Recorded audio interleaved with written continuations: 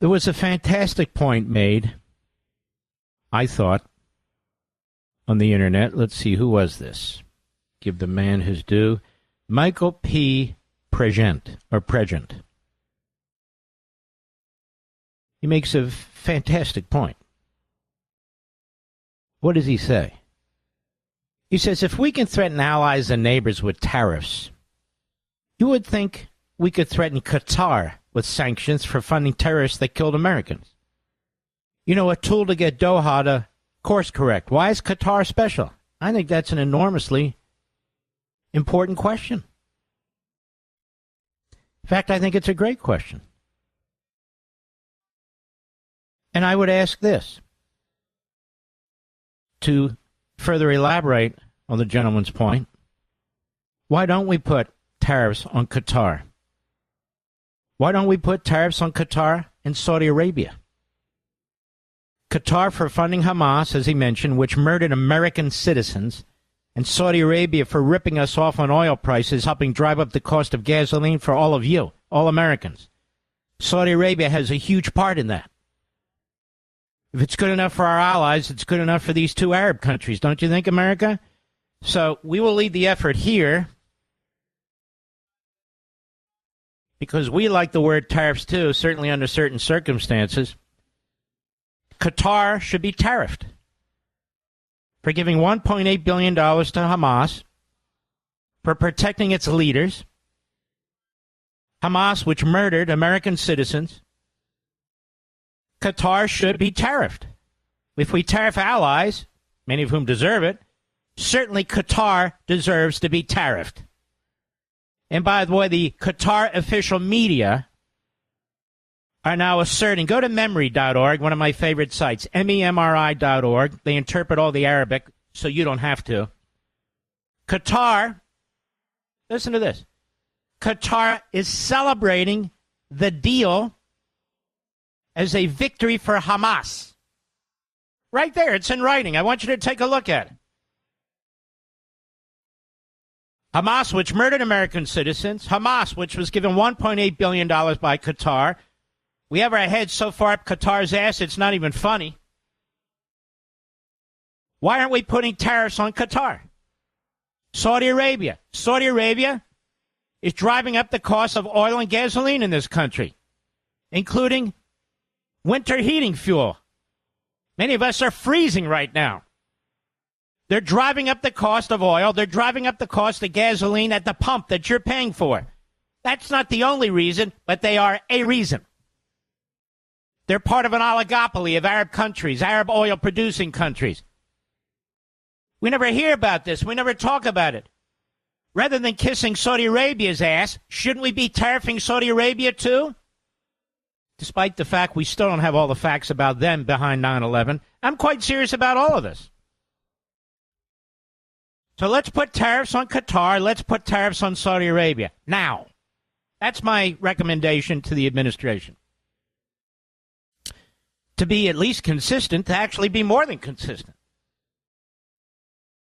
Look how Saudi Arabia is ripping us off on the price of fuel. They're ripping us off. One of the ways that we can bring a lot of money into our country is to put tariffs on Saudi Arabia. That's all. The balance of trade with Saudi Arabia is completely out of sync. They're ripping us off. You know, our country makes deals with them. Tariff them. I'm for it. Tariff Qatar. Qatar, which funded Hamas, which killed American citizens. Tariff them. What do you think of that, Mr. Producer? It's a great idea. Right? Yeah. We can get lots of money in here, too. These are two, basically, dictatorships, monarchical dictatorships. They're sitting on a flood of oil. Yes. And you're paying for the whole damn thing. You, we, the American people. We're paying through the nose. And so, at a minimum, I think we should heavily tariff them. I like the idea that the gentleman had. I'm just expanding it. I think President Trump's onto something. I really do. I just think the Trump administration should expand it to cover Qatar and Saudi Arabia. And I passed that along to them as a positive suggestion. Now, Iran, if I'm reading correctly, and I don't know that it's accurate, so I want to say that right now. They're anonymous leaks, supposedly from within the administration. There's an element now within the administration. They call themselves restrictors. I never heard of it. You never heard of it. The American people never heard of it. It's sort of a small cabal of very strange individuals, with Elridge Colby and a few of these other guys. Now, some of them are so extreme, they just believe that the United States should not be engaged, really, in any type of support for military activity, even with our allies. And the Koch Soros Quincy Institute, and Koch has also set up something else. I think he calls it defense something or other. And these individuals, some of them are secreting their ways into the Pentagon before Pete Hegseth gets there. And they say, look, the Middle East is not our problem. Israel's not our problem. At least this fella, Eldridge Colby, believes communist China's a problem, but some of them say, nah, it's not a problem. They take Taiwan. It's none of our business. No big deal.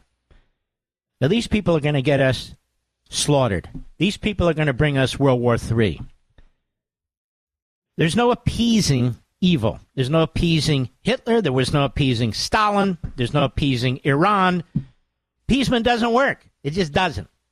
Even though there's a big ocean, they have what's called jets and bombers and hypersonic missiles and nuclear weapons and killer satellites. See what I mean?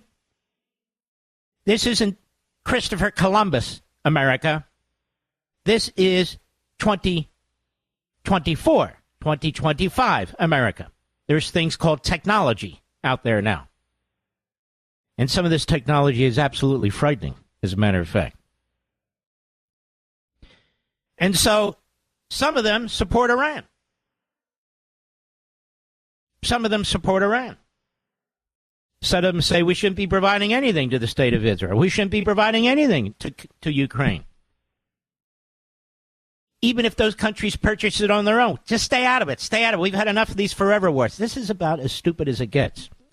We don't create forever wars. The enemy does. The enemy does. You can have short wars, too, by the way, Mr. Producer. With nuclear weapons, they're over in about 15 minutes. Is that preferred? I don't think so. You see, when it comes to foreign policy, here's the deal. You shouldn't be an ideologue. You shouldn't be an ideologue. Forever wars, no wars. Interventionist, restrictionists. Foreign policy, as I wrote at length in Liberty and Tyranny, should be based on what? Prudence. Prudence. Judgment based on the facts at the time. It's not ideological that in all cases you do X and in all cases you do Y, unless, of course, we're attacked, then we know what we do in all cases. But you folks understand. Donald Trump understands. One of the reasons he's talking about the Panama Canal as ours is because communist China controls both ends of it. And as he points out, we didn't build it at the loss of 38,000 Americans and God knows how much money for the communist Chinese. So he's saying we want to take it back. He's right. He looks at Greenland. He says, look at the steps that communist China and Russia are taking. They're threatening us even on Alaska.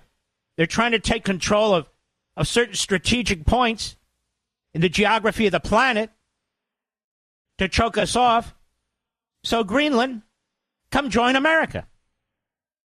Donald Trump understands this. He's not one of these so-called restrictionists, but these guys are sort of squirreling their way into the system.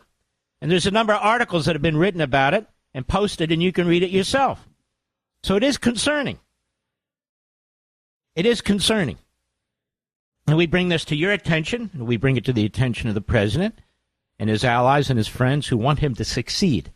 God knows we do. We want him to be the greatest president in American history, and he's already heading in that direction. What he has done since he was inaugurated is unbelievable. It's unprecedented. It's historic.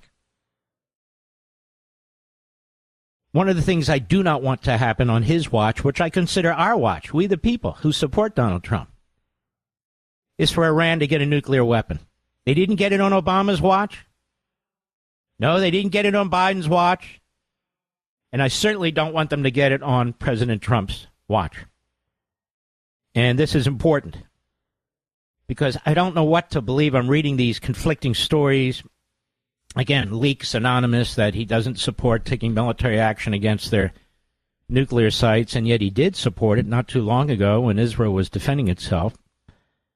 My attitude always is don't take anything off the table, and I don't believe he has taken anything off the table. So I don't know what to make of these leaks other than maybe it's the restrictionists. Maybe it's the restrictionists who are trying to push him into a corner. That's their name. They give it to themselves. I never heard of it before. But here's this piece from Reuters from yesterday. Iran is pressing the gas pedal on uranium enrichment, IAEA chief says. Now, the IAEA is the UN.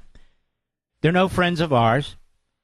They've been special pleaders for the Islamo-Nazis in Iran, and they are banging the pots and pans, and they're saying to us, they're saying to the others in the West, hey, this country's on its back. It's economically spent. Its ground-to-air missile defense system was destroyed by the Israelis. The Israelis almost killed their ability to move gasoline around in their own country, even though they're an oil-producing country.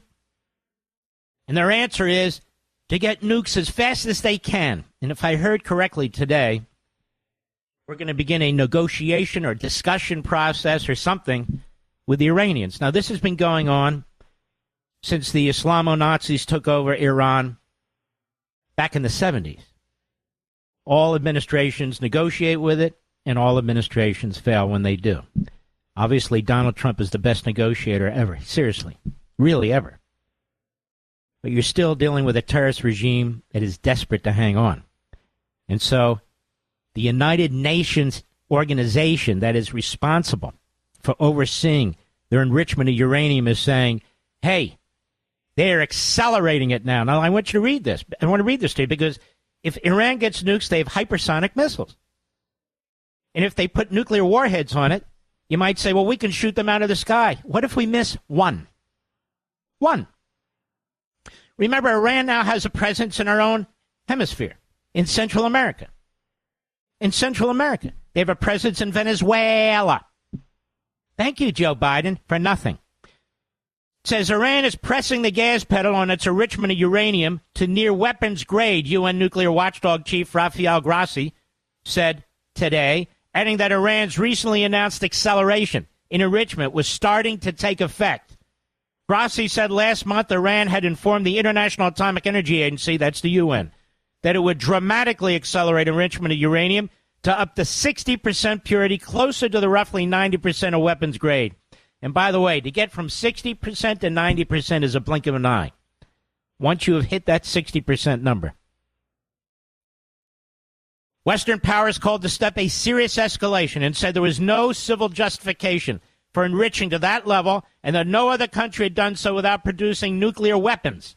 Iran has said its program is entirely peaceful and has the right to enrich uranium to any level it wants. You believe that, America? Before it was producing more or less 7 kilograms of uranium, up to 60% per month. Now it's above 30 or more than that. So I think this is a clear indication of an acceleration. They are pressing the gas pedal, said Grossi to the World Economic Forum in Davos. According to the International Atomic Energy Agency yardstick, about 42 kilograms of uranium enriched to that level is enough in principle, if enriched further, for one nuclear bomb. Grossi said Iran currently had about 200, up to 60%. That's half a nuclear bomb, and they're almost there. It would take time to install and bring online the extra centrifuges, machines that enrich uranium, but that the acceleration was happening now. We're going to start seeing steady increases from now on, he said. He called diplomacy with Iran, and the administration of President Trump has agreed. Well, let me suggest we better hurry the hell up if we're going to be yakking to these guys.